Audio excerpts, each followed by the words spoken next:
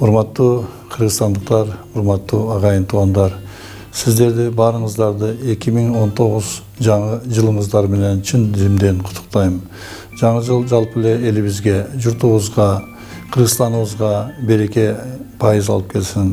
Ар бир үй бүлөдө тынчтык болсун, бардачылык болсун, ынтымак болсун. Өлкөбүз өнүгүүнүн жаңы этабына көтөрүлсүн. Бардыгыбыз ушул жылдан жакшы үмүттөрдү, жакшы тилектерди каалайлы. Ушул тилектердин, үмүттөрдүн турмушка ашышына баарыбыз чогуу болойлу, бир болойлу, бар болойлу.